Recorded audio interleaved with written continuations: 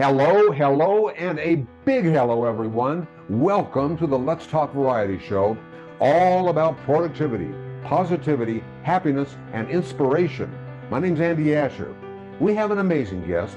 It is with one of those unforgettable people that we meet once in a lifetime, with insights and values that only come from a humble, brilliant person in the name of Ed Hajim, who tells his childhood story. Now, it's a spoiler alert. It was a living nightmare. Check out this clip. So when my father arrived a couple months later, having driven 1,800 miles from Los Angeles to St. Louis in 1936 or 39, it wasn't easy. He picked me up, and instead of taking me to a movie or the park, he got back on Highway 66, which is on the front of our book, and basically kidnapped me. Took me back to Los Angeles, told my mother not to look for me or else, and told me that my mother had died and I would never see her again. That's just the beginning of his story, from foster home, orphanage, and then what finally became of him. His childhood reads like a Charles Dickens novel from the Victorian era in England, except for what he overcame and experienced as a child. Sounds like the pages of fiction, but turns out it was a series of lessons learned, and everyone can learn from him. He has such an amazing message to tell. We have broken it up into 4 separate segments beginning today. But before we go there, let us check into Mimi's kitchen and see what's going on there. It turned almost like ice cream. It's delicious. Thank you so much, Mimi. We will be right back. I have grown to really look forward to this segment of the show. It's the segment that we take right from the supermarket tabloids. So let's begin with Ryan Seacrest, who is taking over the wheel of fortune from Pat Sajak, who is leaving his longtime role as host at the end of the 2023-2024 season. There haven't been many others like Ryan Seacrest, who is taking over. Ryan Seacrest has become the ultimate TV host for any occasion, it seems. You know, the people talk is that whether Vanna White is staying on the show and staying on the Wheel of Fortune. But now, the last I heard a few days ago, we should know soon, as she is right now renegotiating her contract. We'll be back with more supermarket tabloids again on Monday. A moment ago, I was telling you about the fiction-like true life tale that reads like a Charles Dickens story from Victoria, England.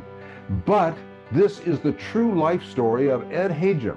It has such a powerful impact. I am breaking it up into the next 4 days of the show. It needs no introduction. Here is part 1 of the Ed Hajim story, told by Ed Hajim. It starts with a man named Jack, my father, who came over, in 1900, and as a refugee, and during the next 29 years, became quite wealthy. I mean, the picture in my book is with his own airplane. He had a couple buildings on 110th Street, and he bought my mother a beautiful home, my grandmother, and he started to put my grandfather into business and so forth, because he had come fascinated with the new technology of the day, which was radio.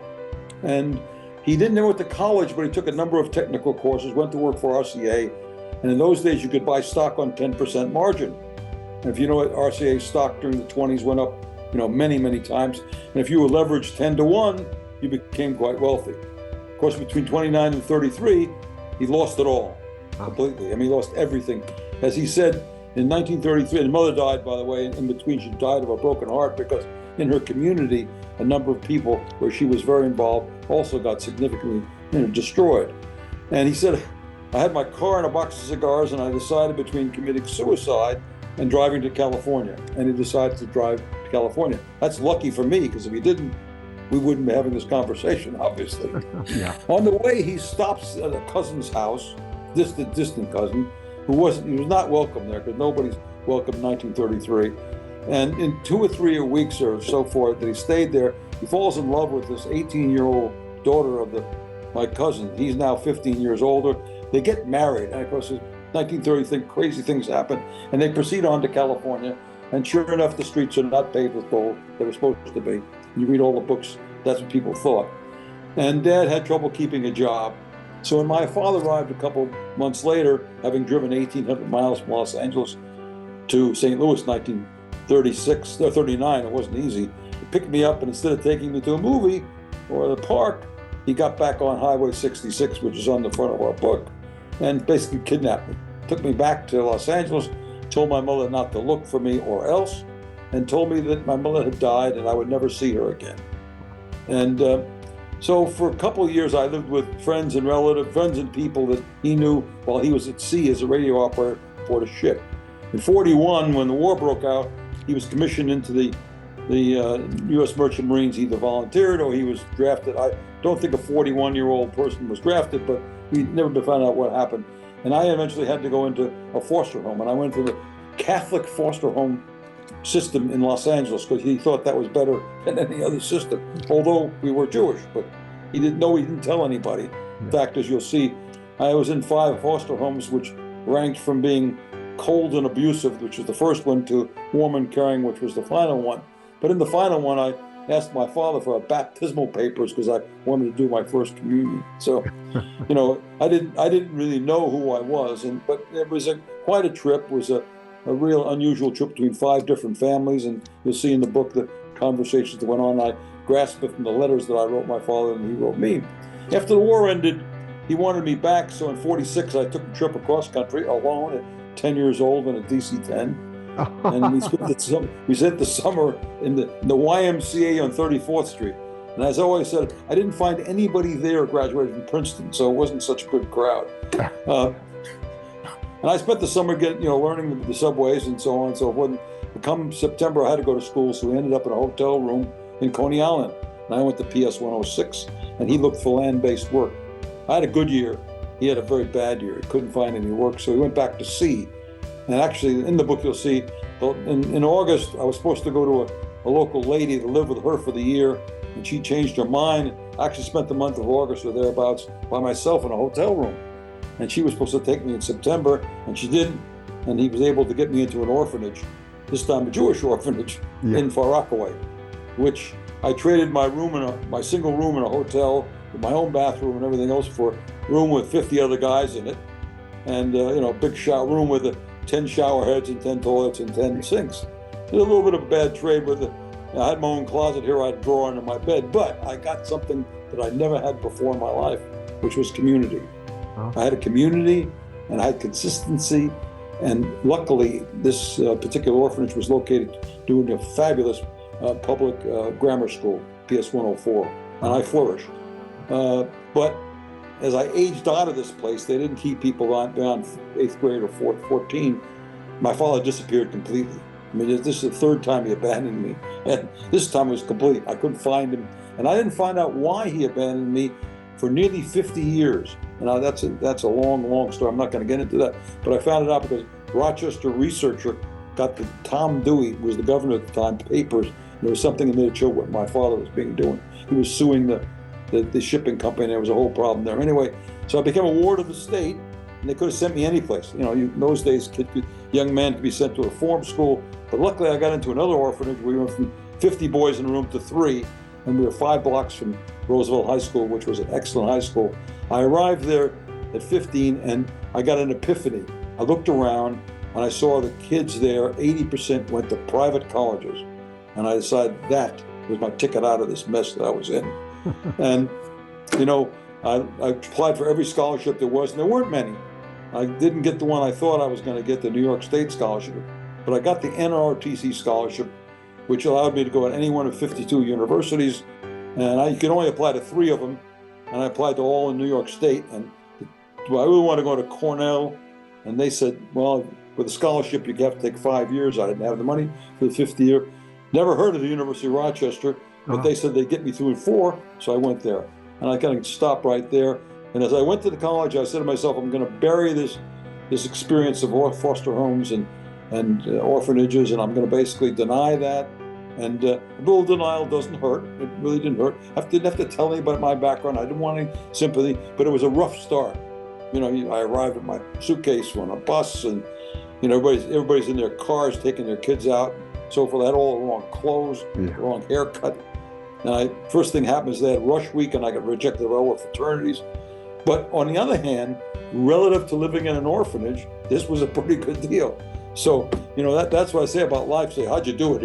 Well, it just kept getting a little bit better. Yeah. The second orphanage was better. The first one in school, although it was a rough start, was still better. And after the first year, I really integrated in university, cut my hair, bought a tweed jacket, and got into one of the best fraternities on campus, played basketball, a few other things like that. And Rochester was a life changer. So, I can go into that depth, but that was my background. And I later on, you're going to probably ask me, was this horrible? Yes, but on the other hand, and I tell this to people, those disadvantages, some of them became advantages. Think about being transferred from one schoolyard to the other, 5 schoolyards, but in the ages 5 and 10. What do you learn? You learn to adapt. Mm-hmm.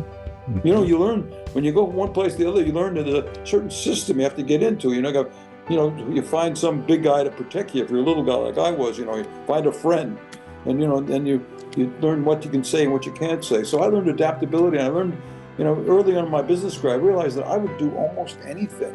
If the company wanted to go to Japan to figure out something, I'd get on a plane and go, because I was adaptable. And I got Japan. I got along with the Japanese. And when I had to go to Hong Kong one time, I went. I mean, my boss said nobody wanted to go because there's no business there, and I decided, sure, I'll go. Or even divisions. I took over a division which was a disaster, and I said I can fix that.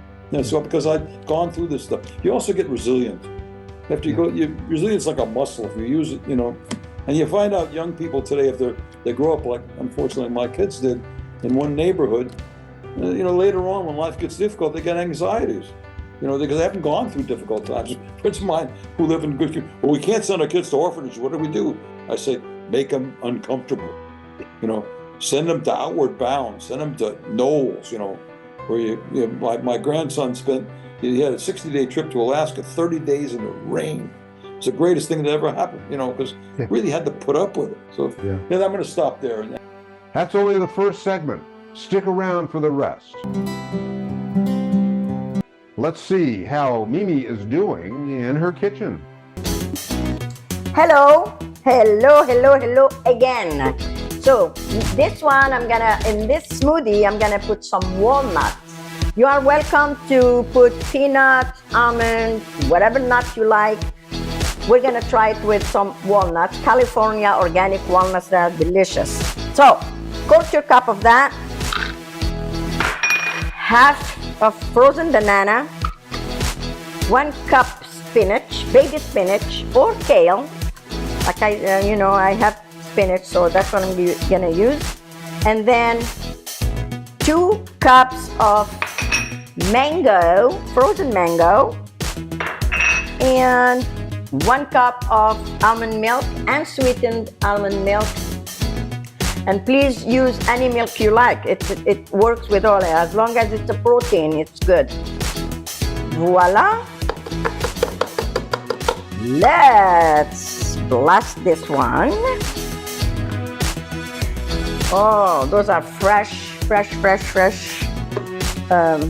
flavors. Let me see.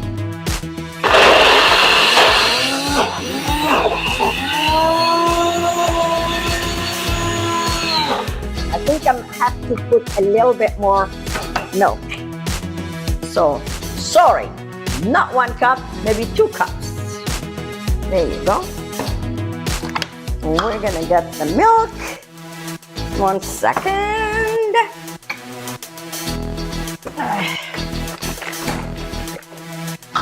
All right. Sorry about that. You don't want it dry, right? Alrighty. Alrighty. Voila. Hope that'll work. This one, actually, this is the first time I'm making it. So we are learning together. Voila. We'll see.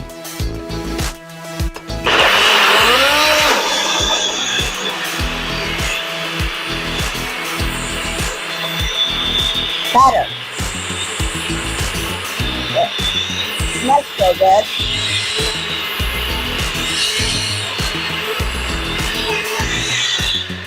Voila. Whoa, but it's a little bit hard though, I guess. No, it's the same as the other one. We're just gonna scoop it like that. Ooh, it went like an ice cream. Ooh, this is so good. Wait a second, I have a little spoon here. Oh, this is so good. Uh-oh, I'm making a mess. I think I made a lot of mess here, right? Let me see.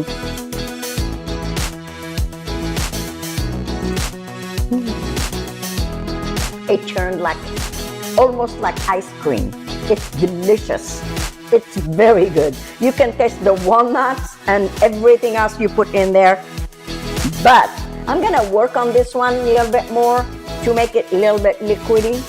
So until next time, with a new one like this. See ya.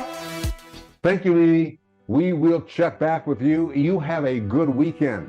See you on Monday. And I want to thank you so much for supporting the show. If you like or you learn something new, I want to tell you 3 ways that you can support the show and keep the Let's Talk Variety show going.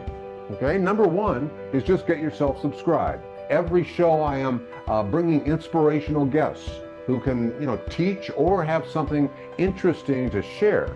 So just take a moment to hit that subscribe button. And then number 2, this is the ultimate way to support the Let's Talk Variety show, and it takes less than just a minute, okay? You can write something short and sweet like, I love the show. It has changed your life, or something you learned from it. And I am not exaggerating that I read reviews every single day, and every single one, whether it is short or long, it means everything to me. And the more reviews means the higher we rank on all those algorithms, which means bigger guests. So take a minute to leave a review. And then number 3, just share the show with your friends. Just hit that share button. We live stream on Monday and on Wednesday and on Friday. And I'm eternally grateful to you, and thank you so much for supporting the Let's Talk Variety show. It's all about productivity and positivity, happiness and inspiration.